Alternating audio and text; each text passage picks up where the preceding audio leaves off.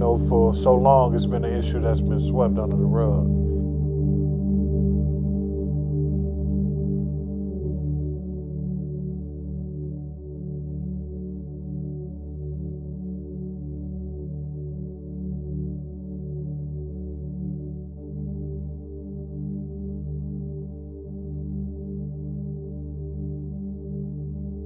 The story goes, if you do a long time incarcerated, chances are some of your loved ones are going to pass away. And not be able to talk to somebody and be there with them. It comes down hard. I can only imagine it comes down hard.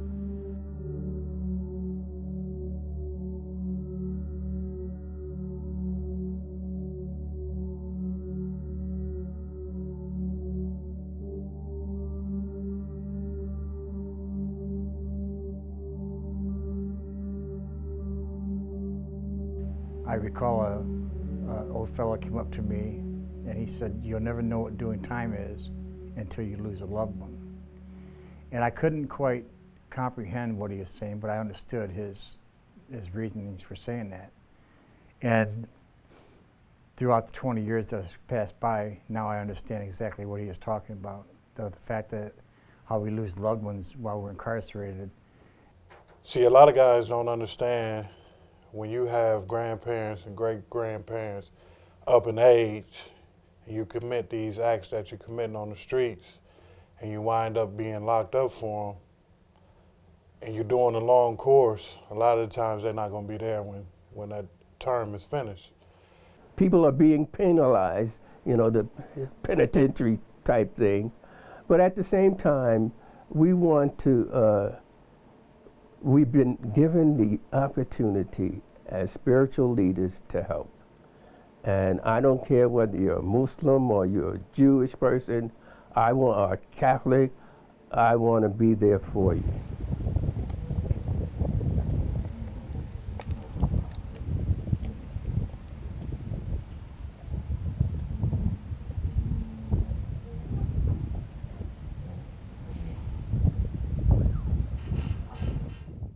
As men, don't we try to take control for, if not for ourselves, selfishly, we try to take control for others around us that we love and care about. And so to be this far removed geographically and not be able to throw arms around somebody and not be able to talk to somebody and be there with them, it comes down hard. I can only imagine it comes down hard. We're in an environment where that men don't cry. And so we have to be able to find a spot within the facility that we're at, and if it's burying your head into your pillow, then that by means that's what I've done. You deliver a message of saying somebody's family member passed away, and then you send them back to their cell, all by themselves, with nobody to talk to. Let's face it, he's left to his peers to deal with a situation that's ongoing, for grief doesn't have days or hours or weeks or months or years. Grief just is grief. So he's left here among his companions and folks like me to work it out. We all got friends, we all got people we confide in, but you know, it's the whole situation is we all deal enough with our own misery to even be pouring more misery on another individual. I think grieving in prison carries a whole magnitude of issues that you don't deal with when you're out there. There's a lack of closure. There's a lack of it being a reality. You still feel like the person's there even though they're not. So I think grief in prison leaves us really emotionally vulnerable for a host of other problems. In my eyes, I don't want someone to pass from this world and their last vision of me was a prisoner.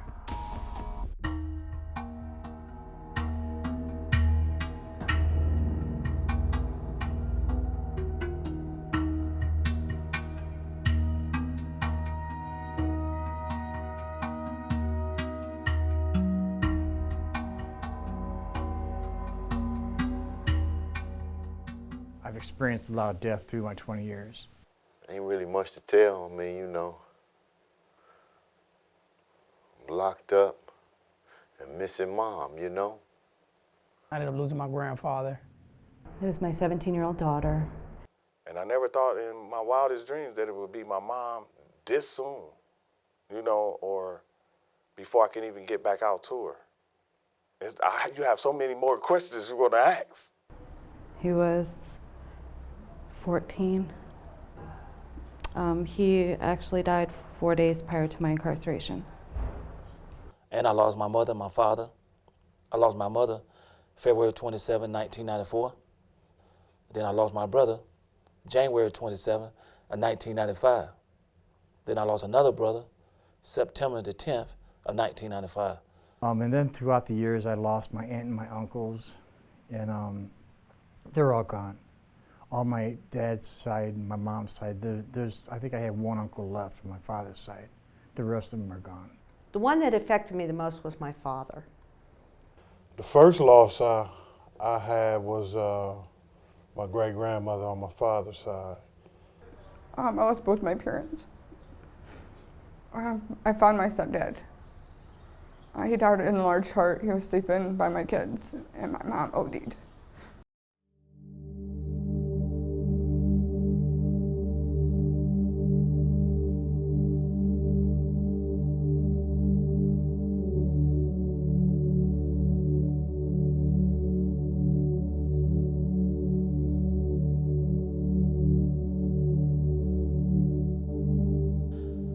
I was in the county jail. When my mother passed, I got out on bond. I went home, and she looked up at me and said, "Son, I was waiting on you." And she told me a few things, and she fell dead in my arm. We buried on a Saturday in Alabama. I come back. I had to turn myself in that Monday and come to prison. I never had a chance to grieve. He was a Pentecostal minister. He was a veteran. He had fought in World War II, lost his arm and 3 fingers. He was the kind of dad everybody wishes that they had. Everybody loved Dad. I always say he was the most Christ-like person I ever knew. No matter what you did, he didn't react. I remember if I would come in from a date, Dad would be down on his knees praying while I was out on a date. And he would pray until I came home that I was safe. My dad was my best friend, like I said. And when I was told that he was dead, the sergeant called me in. He'd been told by my sister that we were really close. So him and several other staff person called me in the unit office because there was no chaplain on and said, "Betty, sit down." I thought I was in trouble.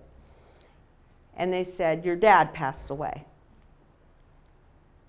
When I started crying, the sergeant told me I couldn't cry or I couldn't go back to the funeral. So I sat there and didn't know how to respond. I'd been incarcerated a year. He died on my wedding anniversary. And since I'm incarcerated for my husband's death, I felt responsible when they notified me. My dad had came the day before and told me that God was calling him home, and he wasn't sick. And I got angry at him at the visit, and I'm like, "You're not gonna die, you're just talking like an old person." So the next day when they called me in and told me he was dead, I felt like our last visit was absolutely horrible because I'd been telling him he wasn't gonna die. And since I was Daddy's girl, I felt like my whole world had crashed in a matter of minutes. You get that call or that intercom come to the desk, you know. And fortunately, it's me and my brother, you know, we like looked at each other. I already knew. I had the feeling a couple days before that. And it did exactly happen a couple days before that. So I kind of knew she was gone. It happened. And it happened fast. Because my mom was laughing and talking on the phone that day. And we wondered, how did she get so bad so fast? The big C. Being Puerto Rican, we're a tight-knit family, but I grew up a lot with my grandfather. When I was young, you know, we used to always go to his house after school. So a lot of things that we did as children was done with my grandfather. He had a big chicken farm with a bunch of roosters. I still remember to this day, he used to always take us there. It's the first time as a child being in the city, I learned why you don't be barefoot around chickens and roosters, you know, because they be pecking at your feet, you know, so, you know, just dealing with stuff like that. He took me to a chicken fight, which, you know, as a young kid, I thought it was awesome. You know, I was like, wow. Granted, I was a blessed child. I had both my parents, but my grandfather was a very active person in my life. When I first got the news, I was so much of in a panic and in a hurry trying to set things up to go to the funeral that, for real, I didn't even mentally have the time to even grieve for my grandfather. I know my mom called up here like 3 or 4 times, kept getting directed to the chaplain's office. She left about 4 or 5 messages. Nobody ever contacted her back, so my father had to come up here and tell me on a visit. Now, when he told me that, I just felt like they passed it off because he was a grandfather. You know, at least that was my feelings about it. You know, I think if it had been like a mother or a father, maybe they might have sent somebody to me, but since it was a grandfather, that they thought it was insignificant. You know, but the fact of the matter is that man was still important to me. My CO told me I had to go to mental health, and I had only been here from Marysville about a week, so I wasn't really aware, you know, the process and stuff. So I went over there, and the lady, I'm not even sure who, was a doctor who sat me down and started asking me questions about my mom. Was she ill? You know, stuff like that. And just kind of blurted out, well, she's not with us anymore. The more recent one that stung the most was my son. Here it is, my son was 14 years old in 2009 when the swine flu epidemic broke out. And him and his mother, she had got married to another guy, and he was from out of state and they stayed in Florida. And my son contracted swine flu in 2009 at the age of 14 and passed away. You never supposed to bury your kids. They supposed to be, you know, reading your eulogy or singing a song at your funeral. And to bury your child, you know, that's a painful experience that it's unexplainable at times. So I've experienced a lot of hurt, a lot of remorse, a lot of regret, and it's not been something that's easy throughout this time. It's been real difficult. But I've made it. It's not nothing I'm bragging about, but I have, and I've carried that hurt with me. I've carried that with me. It was a beautiful sunny day, and I was called to the chaplain's office. And in a mother's heart, I knew what it was. And the first thing I said when I walked in her office was, "Please don't tell me it's one of my children." And she said, "I'm sorry." She was just a loving little girl when I was at home, and she just loved life, and she loved everyone, and everyone loved her. And I never heard anyone, even children, saying anything bad about her. She just had this beautiful spirit about herself.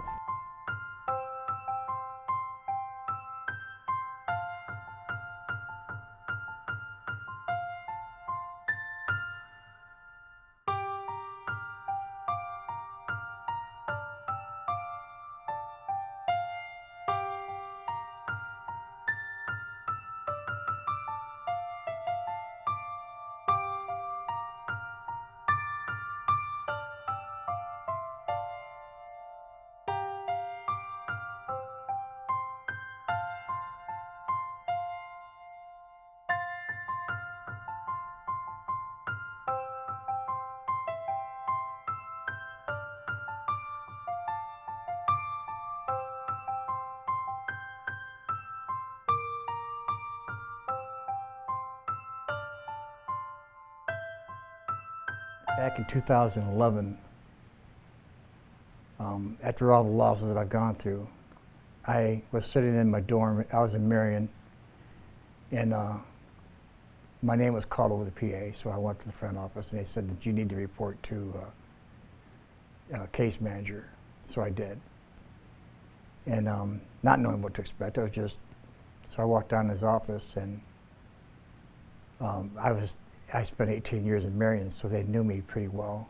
I go by the nickname Chew, and my case manager says, Chew, he says, you better sit down. So I sat down, and he proceeded to ask me if I have a daughter named Tara, and I said, yes, I do. And he says, well, I'm going to call her.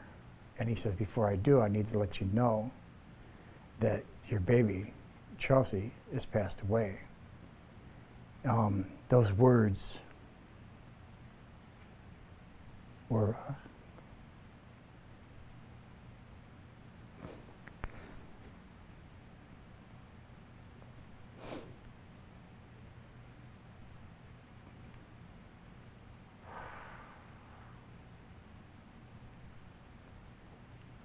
so he made the phone call, and I spoke with Tara, and she was devastated. And when I heard the words, Chelsea's dead, I'm sorry, I just...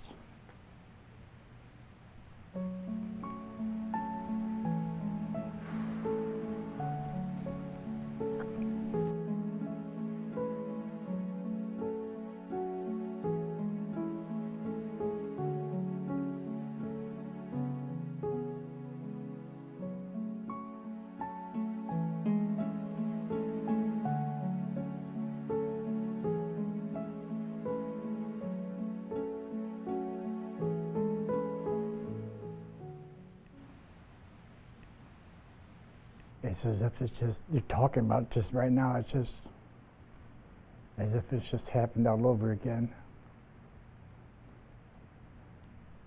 I was able to attend her services. So they took me up to her,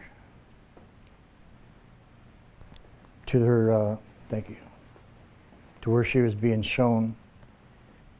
That's a trip I'll never forget. Yet I was shackled. And they transported me up to Sandusky, and that was the longest ride of my life. And when I got into the funeral parlor there, in front of the funeral home, I seen people that I haven't seen in years, couldn't recognize any of them. And when I went back there, of course, you were by yourself with the two guards. And I was pretty fortunate that, being the years that I put in Marion, they knew that I wasn't going to do anything crazy, so they allowed to have 4 members of my family every 15 minutes come in and be with me. So I was able to grieve with them. And unfortunately, I know there's some people who don't even get that opportunity. They just go in there by themselves, and that's all they get is just themselves and the loved one in the coffin. But I was able to have my family with me. My children was around me. And that's a day that I'll never forget. And I was standing there at the coffin looking at her, and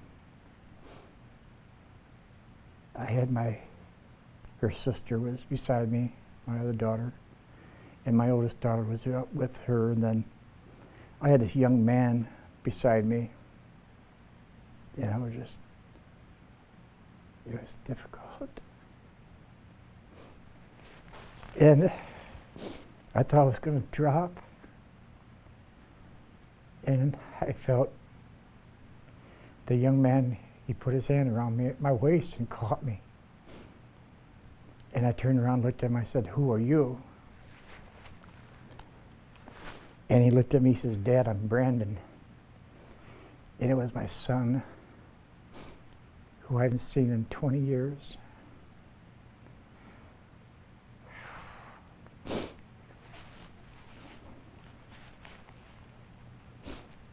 I actually had an extra half an hour with her. The COs allowed me to have an extra half an hour. And it was the realest thing I've ever experienced in my life. Got everything handled, and I did get to go to services. But then again, I said that before, I didn't even think that was enjoyable. I'm in there by myself. I stayed about 10 minutes and got out of there. It's probably the most miserable feeling I ever had in my life. You know, I'm in there by myself. I have nobody to grieve with. And what am I supposed to do, lean on the 2 officers that I have no idea who they are? I mean, do they really even care what I'm going through? You know, I didn't have nobody. So not only did I have to deal with that, I had to deal with the lonely ride back, then come back here and do what? I had to go to my cell. See, I was never able to view my father because they told me I didn't have him on file nowhere. You know, here it is, this guy been in and out of prison, and at one point in time, you know, if he was your father or the president, he'd been to prison, he can't get on your visiting list. So my father was buried in 2009, and I wasn't able to go see him. I was able to have my daughter there with me and my aunt and uncle, so it was a good thing. You know what I'm saying? Who don't nobody wants to lose a loved one, especially in the midst of being locked up. You know what I'm saying? It's like that's like the worst thing ever. You know what I'm saying? Losing moms. Come on now. Your mother who brought you into this world. They couldn't let us out to go say goodbye. So I asked them, I said, what about doing a video visit or a Skype? You know, something other than this, you know, because I don't have no understanding. I'm losing it. You know what I'm saying? I'm losing it. That's all I had. So they finally said, well, we're going to try to get you Skype. We need to get in contact with your brother or somebody out there that has a laptop or something like that. And it started coming together.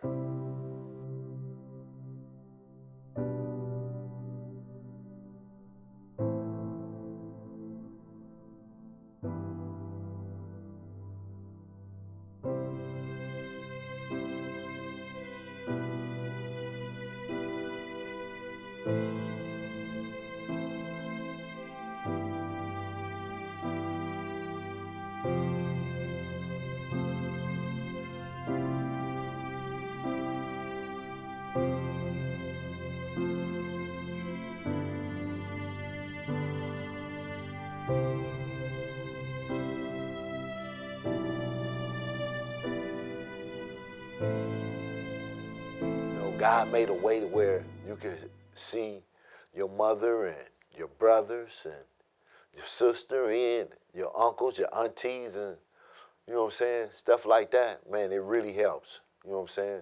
I just thank God that he made it possible. It was a wonderful thing. Plus, we got to talk to other people in our families, and they put the laptop right there on my mom's stomach. And we got to say goodbye, look in her face and everything. You know, it was beautiful. When I saw him laying in the casket, he had a smile on his face. And it was like he had just completed this whole long journey, and he was home. And I could see on his face that he didn't feel any more pain. He didn't feel any sorrow, and that his journey had come to a completion. It was really hard to cry and grieve when I knew his journey was over and he was at peace.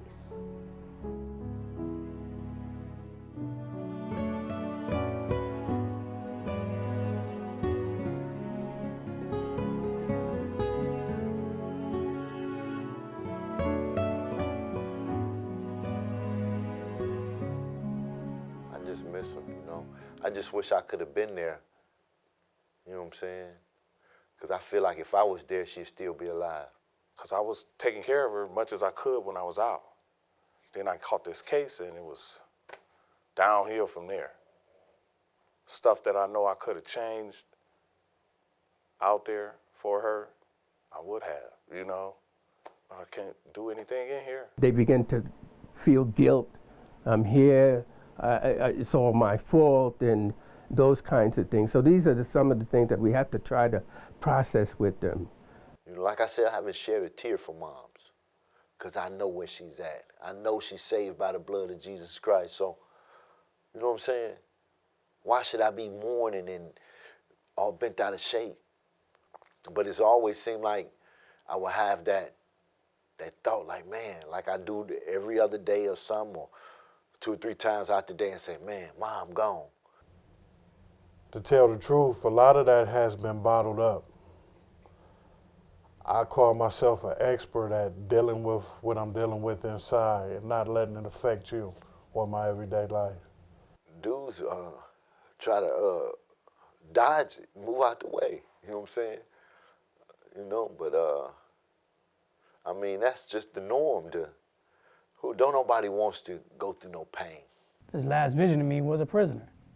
So, you know, just dealing with that, you know, I hold a lot of shame and guilt about that, you know, because my actions put me here. So I'm the reason why my grandfather passed without my presence being right there.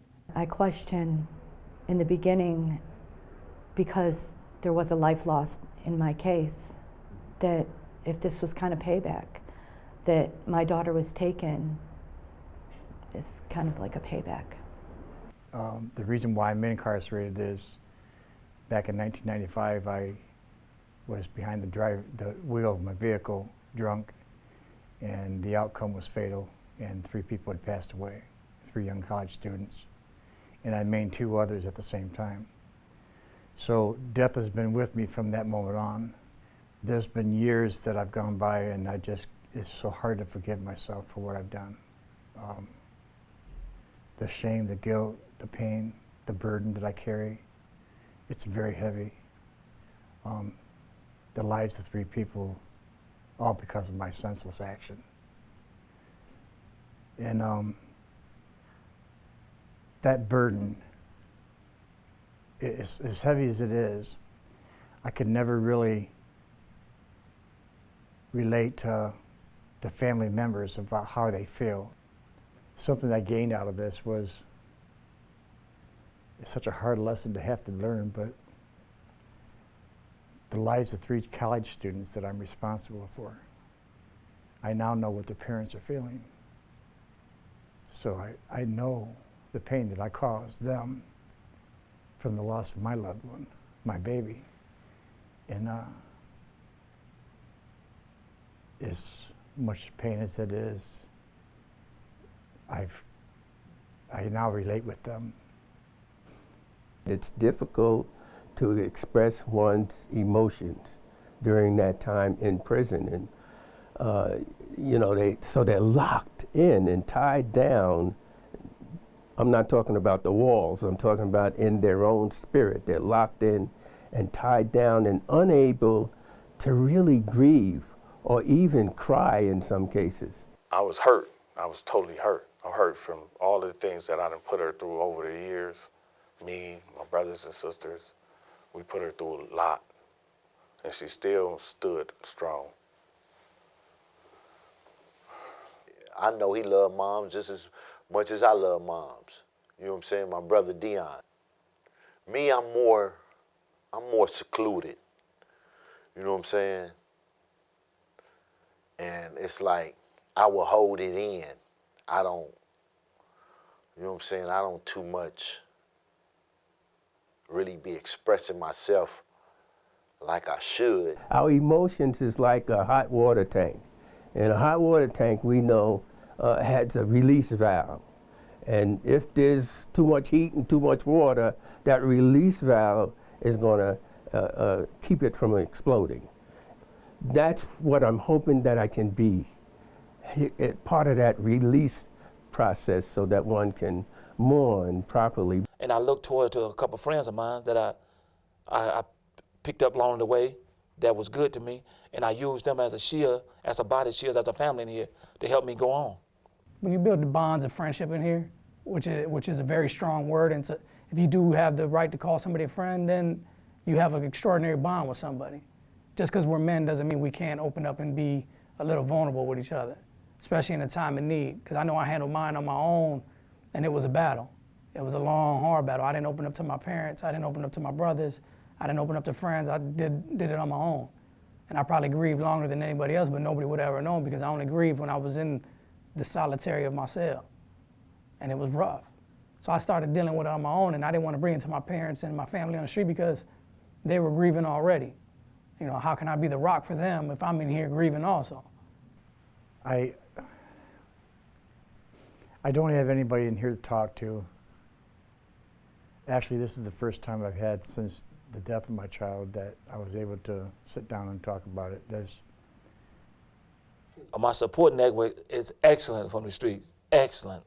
I have 15 brothers and 2 sisters that always been a positive role model in my life. Even when my mother passed away, my oldest sister, she my queen. Some days are good, some days are bad. There's never going to be a guarantee for anything to be easy after losing a loved one, but it does get better, and you can help others. There's some good women here that are very strong role models and very caring. Even in this, environment, there's still a lot of caring women here.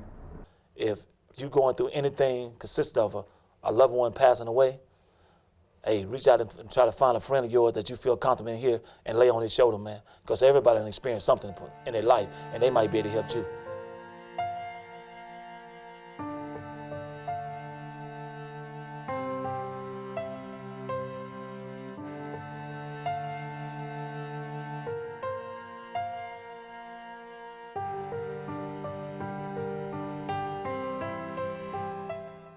There's no type of support group or nobody even talk to deal with that process. We're pretty much just left to our own, thoughts and processing and stewing on our own.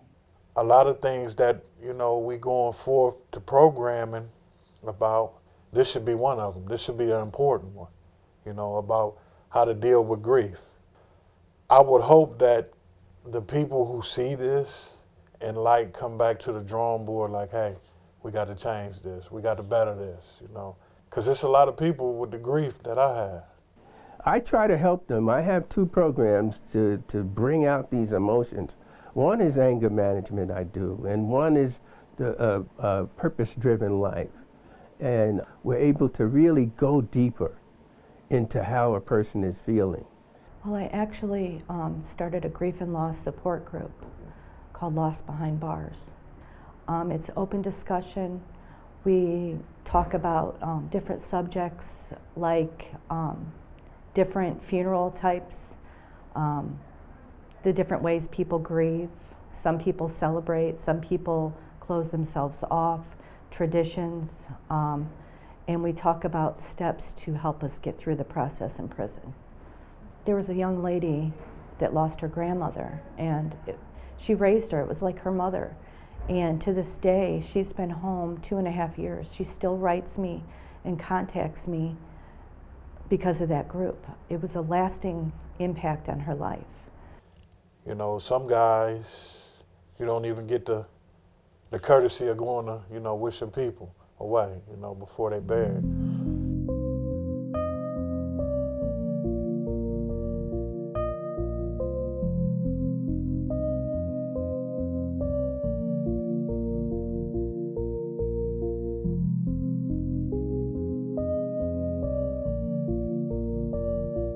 Sometimes when we're in prison, and especially if we've had more than one occasion to be imprisoned, when something like a death occurs, they may have to be denied a bedside visit for a hospital occasion or a private viewing of the deceased. We're in a reintegration camp. This is what this is.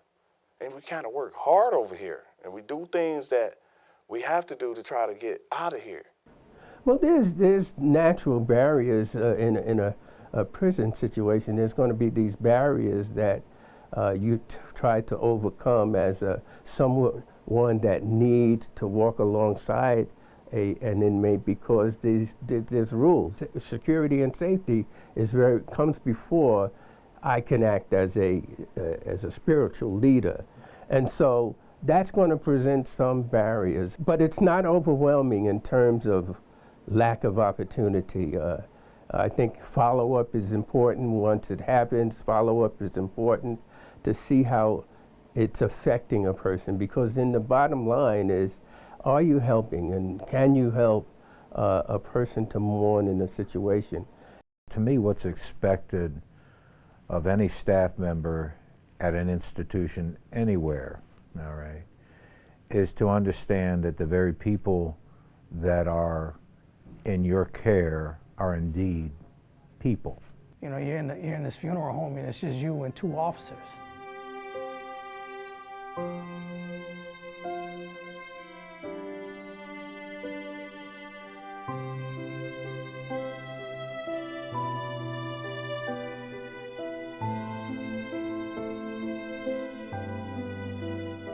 I lost my brother last year. A sergeant got the info, did all the paperwork, went home and left it on his desk, and I sort of went to wait and view the body. I couldn't go because the sergeant said he forgot and left the paperwork. And I realize now the sergeant didn't know what he was doing. So, and he felt uncomfortable because of the situation. And he didn't know how to handle it. I believe that there's a lack of empathy shown for what we go through, depending on the staff member the call goes to. I've heard the horror stories of other institutions and different individuals who are called into somebody's office somewhere and, well, do you feel suicidal? Are you going to hurt somebody or hurt yourself? Or, you know, and talking about ripping open, you know, a sore. I believe that if there was less paperwork that we do, then we could get on with the business of consoling and counseling and things like that and preparing better. But these are necessary hindrances. But I don't complain because I need to be there for the people. And me being there is the most important thing, because quite often a resident will say, you know, those other people don't care. They just told me about this and you know, they just left it with me and gave me a telephone call. Sometimes men will walk into my office and I'll look over my shoulder with a load of work on my desk and everything to accomplish by a certain time. And every once in a while it comes out of me, I'll quip something quick and say, you know, I had no time. And I'll look at the guy and he's got a tear coming down his cheek, and it's like, it's, you know, all of a sudden I realize the chaplain can become just as big of a fool as anybody else. Part of this is rehabilitation. What type of rehabilitation does that do for a man when you make him understand that truly he is utterly alone in this world while we're behind these fences?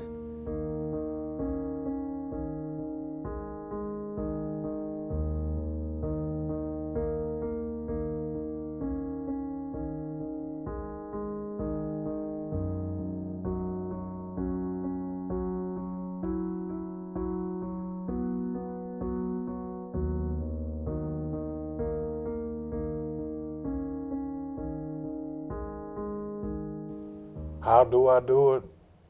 Tell the truth, day by day, you know, hour by hour, second by second. You know, the way I deal with it today might not be the way I deal with it tomorrow. And I find that in suffering, we can be made into the kind of individuals that we really want to be inside. I think I got a clear understanding of what life is now. You know, as before I really didn't. I took a lot of things in life for granted. But now I really think I got a real understanding of what life is, and, you know, a part of life is dying. But it makes me stronger. It makes me who I am today. It made me the person that I am today. It made me more compassionate and loving, and just knowing that tomorrow's not guaranteed, and to never walk away from someone, you know, saying a harsh word, because you never know if you'll see them again. I had a chance to talk to 2 guys that they lost their mom not too long ago. And this is the advice I gave them. I feel your pain, I feel your grief, but your mother will want you to go on and live your life and stand up and be a man. Use this for growing in this situation and use it something positive. It's okay, I wasn't there to show my mother that I can be the king that I can be. And then now here's my mother gone, and it's like God's been giving me the strength to carry on, you know what I'm saying? And you know, every now and then I might say something to somebody, try to lift their spirits up, because that's what we're supposed to do. Instead of me breaking you down and anybody else, I try to give them some words of encouragement. You know what I'm saying? Not just for them, it's for me too. But pain is what makes you grow. You know what I'm saying? You have to go through something. Even though his death was traumatic for me, but it was also a motivational thing for me to continue doing what I'm doing, never stop, to go home, be a successful father, a successful brother, successful son, you know, and God willing, a successful husband. You know, just be a success story, period, on the street. And that's what I move forward to every day in here. And that's what a lot of us grieving people don't do. We don't take that next step. We let it go. And the way I try to get past this, I asked my sister, I'm gonna share my story to other people and talk about it. It might help me down the way. It might help me grow into a different person. When I hear about someone that has lost someone, I'm automatically drawn to them because I can relate.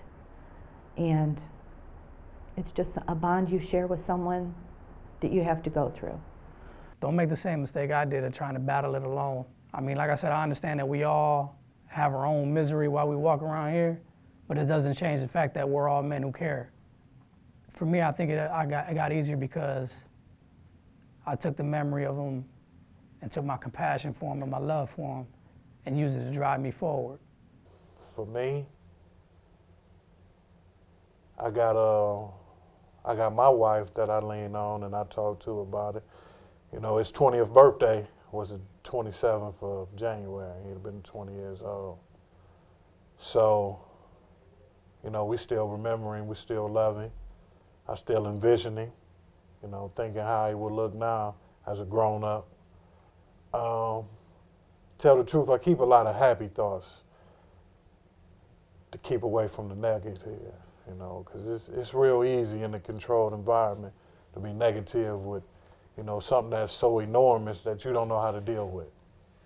So if we can concentrate on the good and what we can learn out of it and how we can make our journey here and out there better, and what their life, the impacts that they had that were positive.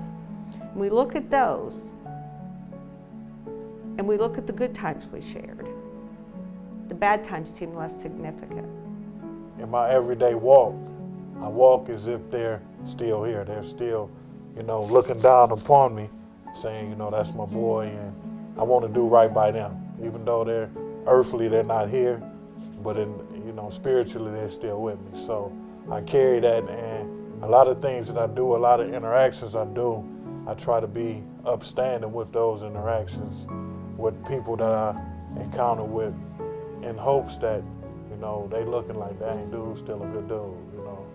She get to laughing and smiling. She was happy.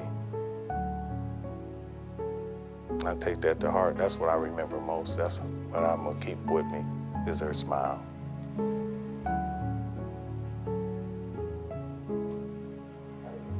All right. Thank you.